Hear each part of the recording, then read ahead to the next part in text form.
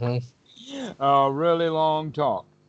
If he had not taken the life of his father, then he would, in fact, have been able to listen and hear what I had to say. But because his father was devoted to me, and you can see that in the sense of no circumambulation in the beginning, but he does in the end.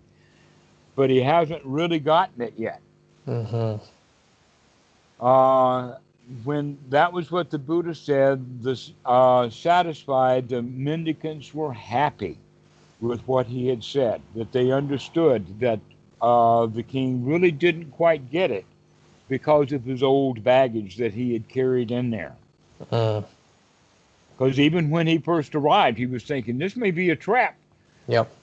I mean, I killed my dad, and these guys are good friends of my dad. It may be dangerous in there. Yep. Okay?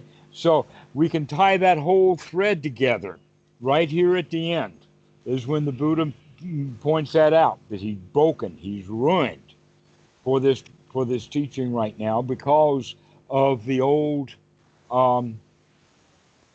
resistance, let's call it, within him. Mm-hmm.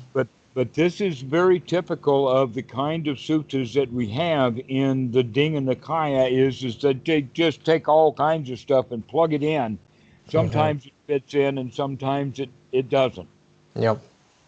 But I really appreciate you taking the time to listen to me jawbone on about this, because it's been very interesting to talk with you and to go through this thing.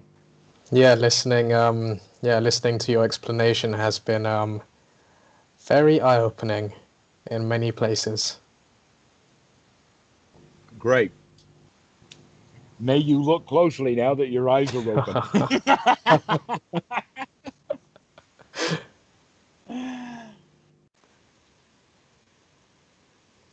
Now, let's see. Oh, this thing has gone 3 hours because I was looking at the text.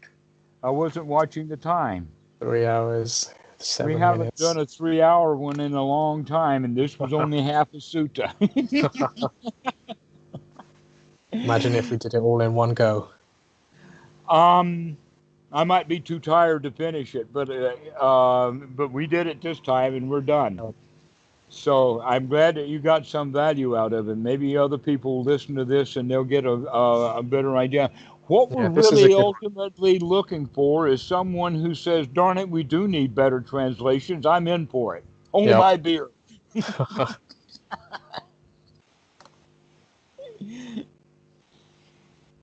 we need that. We need it well. And it's a lifetime task.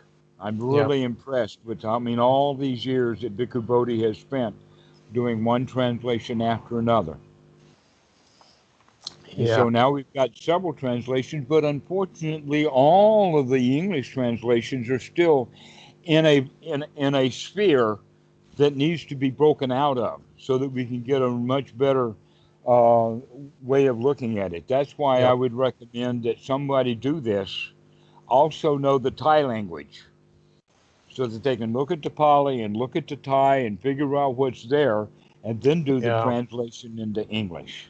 Yeah, and that's then they'll be a lot better. That takes skills that few people have.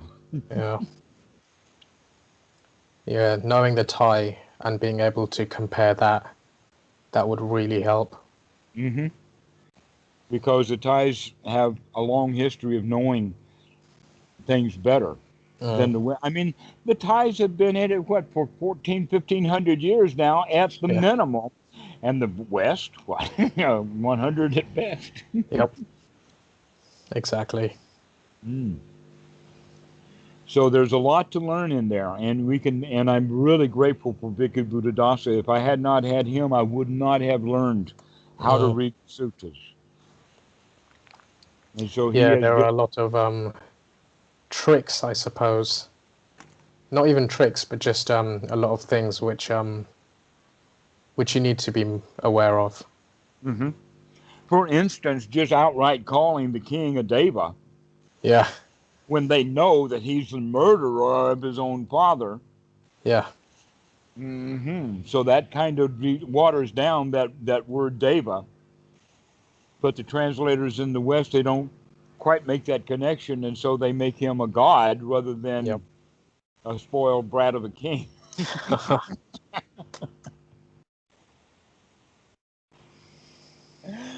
Well, this has been so delightful. Go Yep. dig up another one, and we'll go piddle with something else later if you want to. We'll make a series or something. I'll get digging. Excellent, Chintan. We'll see you later. See you, Dhammarato. Okay, bye-bye. Bye.